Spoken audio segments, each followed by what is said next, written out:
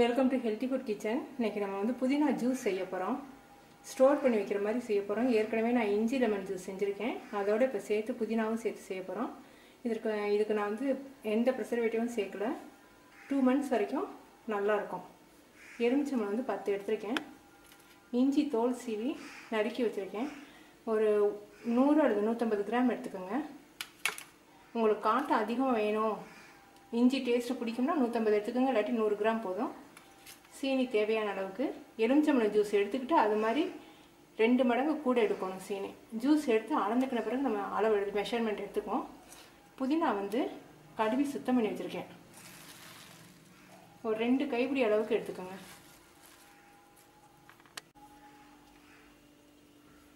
இப்போ நம்ம புதினா வந்து நல்லா கொதிக்க வைக்க போகிறோம். 2 கப் தண்ணி ஊற்றிக்கோங்க. நல்லா கொதிக்கணும். இதை வந்து சிம்மில் வச்சு மூடி வச்சுருங்க. ஒரு 10 நிமிஷத்துக்கு இடையில கிண்டி விட்டுக்கோங்க. நம்ம இப்போ இஞ்சியை ஜூஸாக எடுத்துக்க போகிறோம். கொஞ்சமாக தண்ணி ஊற்றிக்குவோம்.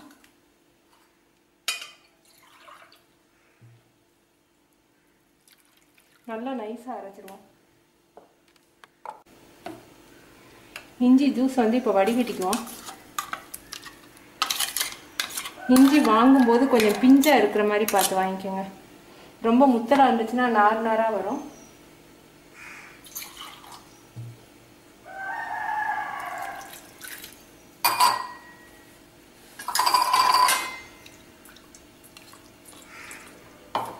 எப்பவும் இஞ்சி ஜூஸ் எடுக்கும்போது ஒரு அரை மணி நேரத்துக்கு அந்த ஜூஸ் அப்படி ஒன்றுமே செய்யாமல் நீங்கள் கொஞ்சம் நேரம் விட்டிங்கன்னா அடியில் சுண்ணாம்பு சத்து படிஞ்சிடும். அந்த சுண்ணாம்பு சத்து வந்து ஸ்டோனை ஃபார்ம் பண்ணிடும். அது உடம்புக்கு கெடுதல். அதனால் அந்த சுண்ணாம்பு சத்தை எடுத்துகிட்டு நம்ம அந்த ஜூஸை யூஸ் பண்ண போகிறோம்.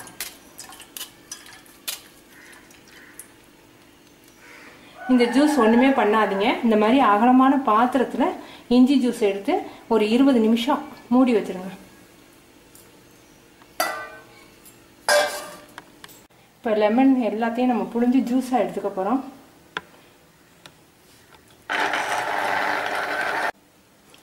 பத்து பழம் எடுத்து புழிஞ்சிருக்கோம். இப்போ நம்ம இது 200 கிராம் கப்பு, 200 ml கப்பு, 300 இருக்குது. நம்ம 600 நம்ம வந்து சுகர் எடுத்துக்கணும். சிட்ரிக் ஆசிட் உள்ள பழம் எதுவுமே நீங்கள் வந்து புழிஞ்சிங்கன்னா உடனே ஐஸில் வச்சுருங்க, ஃப்ரிட்ஜில் வச்சுருங்க. ஃப்ரிட்ஜில் வைக்கலைன்னா அந்த சிட்ரிக் ஆசிட் எவாப்ரேட் ஆகும்.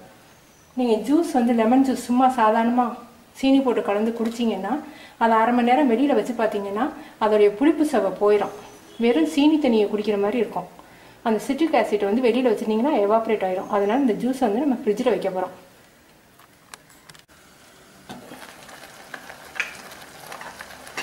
புதினா வந்து நல்லா கொதிக்கணும். நல்லா கொதிக்கங்காட்டியும் சாறு இறங்கிடுச்சு நீங்கள் எடுத்துட்டீங்கன்னா ஜூஸ் வந்து நீங்கள் ஸ்டோர் பண்ணி வைக்க முடியாது, ஆம்பி போயிடும். நல்லா இப்போ கொதிச்சிருச்சு. பாட்டிலில் நீங்கள் ஸ்டோர் பண்ணி வைக்கும்போது நல்லா அந்த மாதிரி கொதிக்க விடலைன்னா ஃபங்கஸ் அந்த மாதிரி வந்துடும் மேலே. அதனால் நல்லா அந்த மாதிரி தளதளன்னு கொதிக்கணும். 1/4 மணி நேரம் ஆயிடுச்சு கொதிச்சு. நம்ம இப்போ வந்து வடிகட்டி அந்த ஜூஸை மட்டும் எடுத்துருவோம்.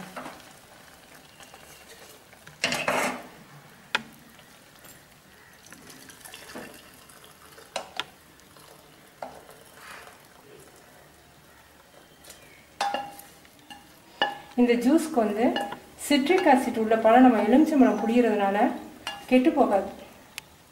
மற்றதுக்கெல்லாம் நம்ம வந்து பீட்ரூட் ஜூஸ்க்கெல்லாம் வந்து சிட்ரிக் ஆசிட் சேர்க்குறோம். நம்ம சீனி காய்ச்சும் போது சேர்க்குறோம். இதில் எலுமிச்சம்பழம் சேர்க்குறதுனால நம்ம சேர்க்கலை.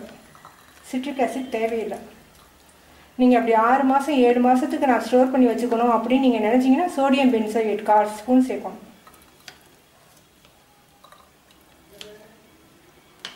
புதினா ஜூஸ் ரெடி ஆயிடுச்சு. நம்ம இப்போ சீனி பாகு ரெடி பண்ணிக்குவோம்.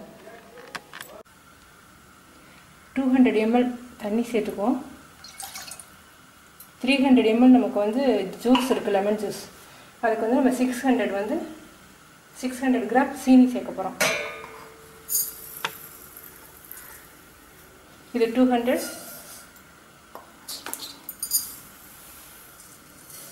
400, 600. இது நல்லா இப்போ கரையட்டும். நம்ம இஞ்சி ஜூஸை வந்து வேறு பாத்திரத்தில் மாற்றணும். இப்போ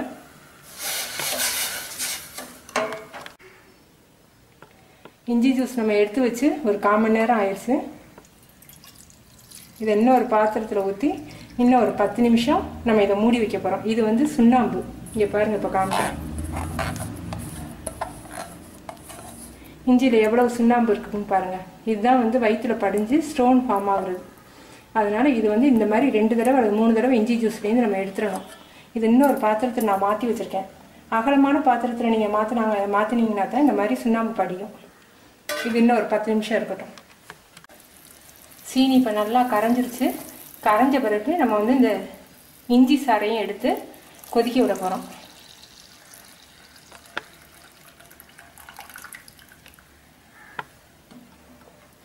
ஒரு 5 நிமிஷம் நல்லா கொதிக்கட்டும்.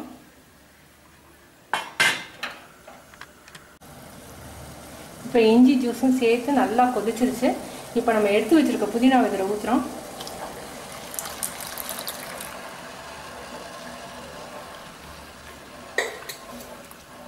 புதினா நம்ம ஏற்கனவே நல்லா கொதிக்க வச்சு தான் எடுத்து வச்சுருக்கோம். அதனால் இப்போ வந்து இதை வடிகட்டிடலாம். நம்ம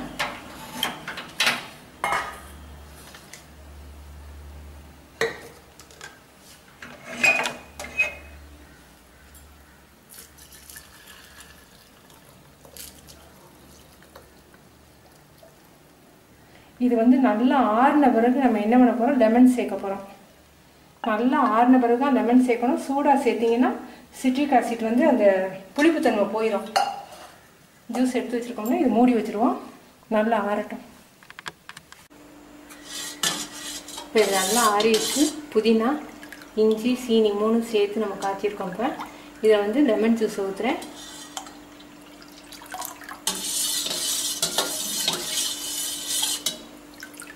ரெடி ஆயிடுச்சு. இது வந்து உடம்புக்கு ரொம்ப நல்லது. செரிமானம் வந்து நல்லா ஆகும். வயிறு பொறுமலுக்கு நல்லா இருக்கும். இதை செஞ்சு பார்த்துட்டு உங்கள் கமெண்ட்ஸை சொல்லுங்கள். இது வந்து அரை கிளாஸ் ஜூஸ் ஊற்றி தண்ணி ஊற்றிக்கோங்க. ஸ்டோர் பண்ணி வச்சுக்கோங்க பாட்டிலில்.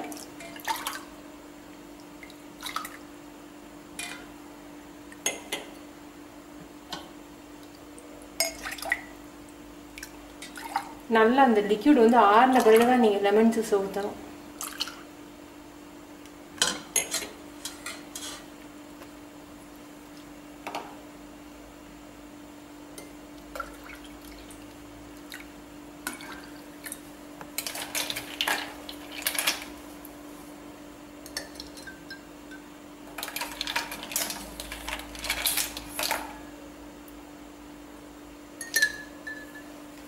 ரொம்ப நல்லாயிருக்கும் இது டேஸ்ட்டு. வயிறு பொறுமலுக்கு நல்லது. நீங்கள் செஞ்சு பார்த்துட்டு உங்கள் கமெண்ட்ஸ் சொல்லுங்கள். தேங்க்யூ.